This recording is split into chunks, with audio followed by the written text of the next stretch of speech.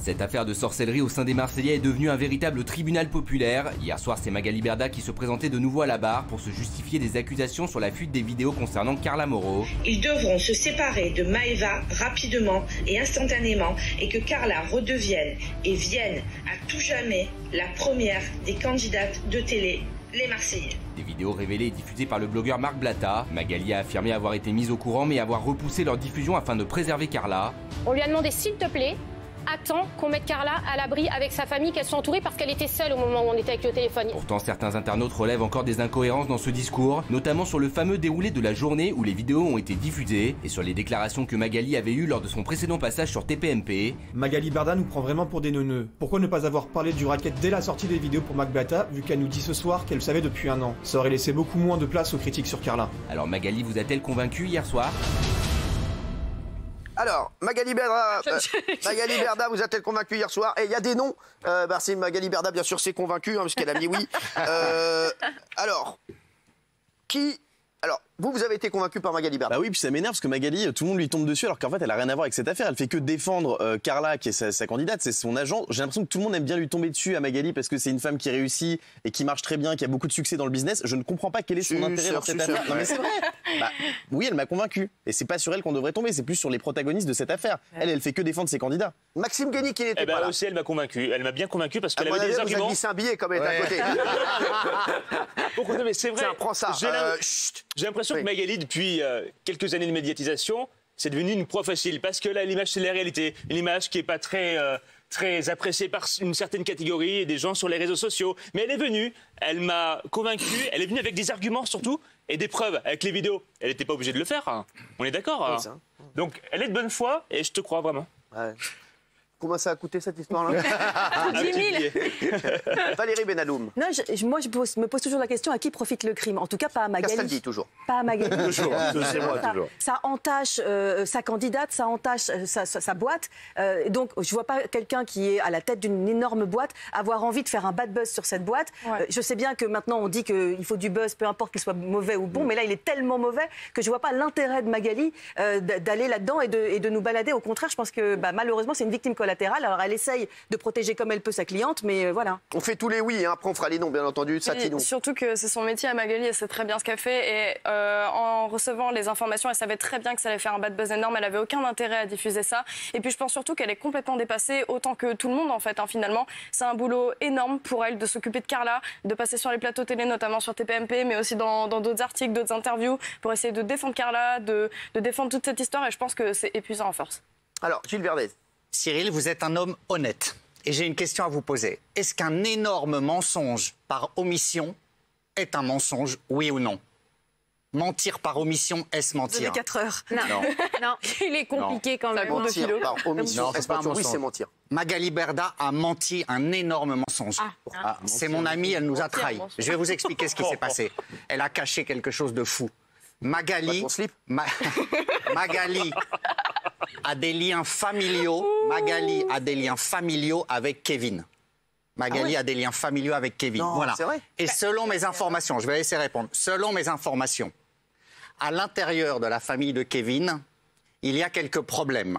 Et on m'a dit, elle va répondre qu'éventuellement, elle aurait pu laisser fuiter ces informations parce qu'elle est au fond d'elle-même en guerre avec Kevin.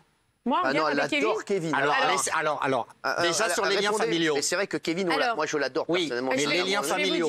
Alors, la vérité, c'est que c'est vrai et je m'en suis jamais cachée. Alors, c'est quoi les liens familiaux avec Kevin? C'est le cousin de mon chéri. Voilà. Le cousin de votre chéri. Oui, je l'ai toujours dit. Que signifie cette mascarade? Mais c'est la vérité, je peux pas revenir. Non, mais ils sont très unis et voilà et tout ça. Mais Kevin, je vais te dire la vérité. Quand j'ai eu connaissance de cette histoire, la première personne que j'ai voulu protéger, c'était Kevin. Parce que, comme je l'ai dit hier, on a tous eu des doutes. Et Kevin, c'est quelqu'un que j'aime profondément. C'est mon petit frère. Et ça, je le dis devant tout le monde et je m'en fous de ce qu'on pense. C'est mon petit frère, quoi qu'il. Mais ça n'empêche pas que l'histoire, eh bien lui, c'est une victime de tout ça. Il s'est battu pour sa femme, il s'est battu pour sa fille et on peut pas lui enlever ça. Donc ça n'a rien à voir que ce soit le cousin de mon chéri ou pas. Je vois pas le rapport. Ouais. Ça, c'est encore du fantasme des gens pour faire parler, pour aller contre, parce que c'est plus intéressant d'aller contre. Ça. Et c'est mieux d'aller contre. Politiquement parlant, c'est mieux d'aller contre. Et on le sait, Gilles. Voilà, c'est tout. Mais oui, c'est le cousin de mon mari. Je l'aime. C'est mon ami. C'est mon petit frère. Oui, voilà. Delphine. Moi, c'est un peu une histoire qui me dépasse et qui ne m'intéresse pas spécialement, mais ce qui me dérange... C'est sympa. Bien la seule. Non, ce qui me dérange... Non, mais s'il y a Roger qui t'intéresse, c'est bon. Hein. Ce qui me dérange, c'est que toutes les personnes ont un peu les mêmes éléments de langage. Le fameux « quoi qu'il arrive, la vidéo devait sortir », c'est comme si tu réunis des personnes en disant « ok, on va se dire ça, ok ? On dit ça, toi tu dis ça, on dit ça ». C'est juste ça. Donc je me dis qu'il y a peut-être quelque chose d'autre, ce fameux truc au-dessus qu'on ne comprend pas, qui est un peu gênant. L'histoire est bizarre. Delphine, ce que dit Delphine, c'est ce qui est revenu aussi un peu sur les réseaux, c'est que vous aviez, c'est vrai que Géraldine l'avait dit hier, genre il parlait d'un discours bien rodé, c'est ce que disait Géraldine. Qu'est-ce que vous répondez à ça, Magali? Je dis qu'en fait, quand il y a des faits qui se sont passés, je vois pas l'utilité d'aller inventer d'autres faits. En fait, j'ai donné ma version, ces personnes ont donné leur version, et à un moment donné où je peux pas aller inventer des choses pour faire plaisir au public, pour rajouter des arguments, pour essayer de convaincre, alors je vais rajouter ça. Bah non, je dis la vérité, c'est comme ça, je l'ai prouvé. Maintenant, après, comme je l'ai dit hier soir, celui qui veut y croire, il y croit, celui qui veut pas y croire, il y croit pas. C'est vrai que cette histoire, elle est complètement surréaliste, et j'étais la première à le dire, parce que moi aussi, ça m'a dépassée. Voilà. Et c'est tout. Et pour revenir à tout à l'heure, attention, j'ai beaucoup parlé de Kevin, mais j'ai aussi pensé à Carla et j'ai pensé aussi aux Marseillais parce que ça a affecté tout le monde. Donc, et ces gens-là, c'est ma famille. Moi, ça fait 5 ans que je travaille avec eux. Je les ai au quotidien. On se fait attaquer tout le temps en permanence. On est tout le temps attaqué. Quoi qu'on fasse, c'est bien ou c'est pas bien. Il y a un lynchage aujourd'hui médiatique sur les candidats de télé-réalité et ça, on peut pas dire le contraire. Pourquoi ? Parce que c'est comme tu l'as dit, c'est une mauvaise image, c'est comme ça, ils se montrent, c'est comme ça. Ben moi, je suis à côté d'eux, c'est mon métier, c'est mon travail, et en plus, c'est ma famille. Donc après, je m'en fiche, voilà. On va passer à la dernière partie de Touche pas, on passe. Merci. Même ça, il le rate. Même ça, il y a un truc à faire. Il y a un truc à faire. Il y a appuyer sur un bouton. Non, mais quand je vous dis qu'on a des génies, on a des génies. Nicolas Pernikov, vous n'y croyez pas? Alors non, elle m'a presque convaincu. C'est pas forcément mon métier au quotidien, mais il y a des petites incohérences. D'abord, la première incohérence, c'est Danae. Qui a essayé d'être en contact avec vous, qui a voulu rentrer. La voyante, il faut bien placer. Pardon. Qui est la voyante, voilà. Donc qui est la voyante, qui est restée extrêmement calme et qui nous a dit qu'il y avait quelque chose qui nous échappait au-dessus. C'est une voyante en soi. C'est une pseudo-voyante. Non mais au-dessus, j'attends qu'il y ait une réponse parce que puisqu'il y a une enquête, elle va être obligée, puisqu'elle l'a dit sur le plateau, de répondre à ce qui s'est passé au-dessus, ce qui est normal. Après, elle était donc en contact direct avec vous puisqu'elle voulait rentrer. C'est faux. Non, mais dans une télé-réalité, elle a envoyé un petit message. Non, elle m'a écrit sur Instagram. Oui, c'est ça. Oui. Non, mais elle est rentrée, ok, donc elle a échangé avec vous. Non, je n'ai pas répondu. Vous n'avez pas répondu. J'ai pas eu d'échange avec elle. Elle a essayé de rentrer en contact avec vous. Après, ce que disent les gens aussi, c'est qu'il y a tous les influenceurs de chez vous qui ont fait des posts pour elle. Pas tous. Beaucoup. Il y en a certains, et il y en a quand vous allez sur son Instagram, et je tiens vraiment à dire ça, c'est bizarre parce que sur son Instagram, il y a des influenceurs, effectivement, de chez moi, il y a des influenceurs d'autres agences. Enfin, c'est pas... Après, il y a un point qui me dérange, c'est pourquoi passer par ce Marc Blatta pour faire diffuser cette vidéo. C'est le seul truc que j'aimerais. C'est Marc Blatta qui a reçu les vidéos. Il ne nous a pas laissé le choix. Pourquoi il a reçu on n'est pas passé par lui. Pourquoi il a reçu les vidéos? Ça, c'est la première question. Mais ça, c'est la question justement qu'on se pose tous, et c'est la question de l'enquête, parce que Carla a déposé aussi une plainte par rapport à ça, donc à diffuser. Ah, ça, je ne savais pas. Oui, elle a déposé une plainte pour, je ne sais plus le terme exact, excusez-moi, parce que moi, c'est pas mon domaine. Non. Le fait de sortir des vidéos, des choses comme ça. Donc, il va y avoir une enquête. C'est un peu un corbeau. Bien sûr, il va y avoir.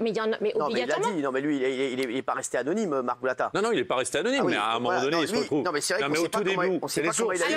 Elle lui a donné quoi. Benjamin Castaldi. Alors, moi, je vais vous dire, je connais bien Magali, et c'est justement parce que je la connais bien et que je connais son engagement auprès de ses influenceurs que je pense qu'effectivement, il y a des choses qui la dépassent. Et je pense qu'elle est sincère dans tout ce qu'elle nous a dit hier, mais je suis absolument convaincu, parce que quand on écoute les uns et les autres, je pense qu'il y a vraiment d'autres éléments que je n'ai pas. Voilà, on en parle, mais je ne les ai pas, mais je sais une chose, c'est qu'elle est sincère. Je sais qu'elle est, quand elle vous dit qu'elle est proche de ses candidats influenceurs, c'est la vérité. Avant, quand elle a commencé, elle les prenait chez elle à la maison, elle dormait. Enfin bref, c'était une vraie histoire d'amitié. Mais je pense malheureusement que dans cette histoire-là, ta gentillesse et ton sens effectivement de ton agence, etc., je pense que malheureusement, tu es dépassé par quelque chose qu'on ne connaît pas encore, mais qu'on ne va pas tarder à connaître. Oui, mais c'est ce que j'ai dit depuis le début. Voilà. On laisse maintenant la justice travailler. Voilà. Et je pense qu'à un moment donné, il faut aussi passer à autre chose parce que c'est vrai que c'est épuisant pour tout le monde. Sûr. Et que maintenant, mais ça n'empêche pas que moi, je suis là pour mes candidats, quels qu'ils soient, et qu'ils soient en difficulté ou pas. Indiscutable. Voilà, après, on verra, on saura la suite de cette affaire très vite, on espère. Voilà, et on saura qui a menti et qui n'a pas menti. Bien sûr, on le dira dans cette émission, quoi qu'il arrive.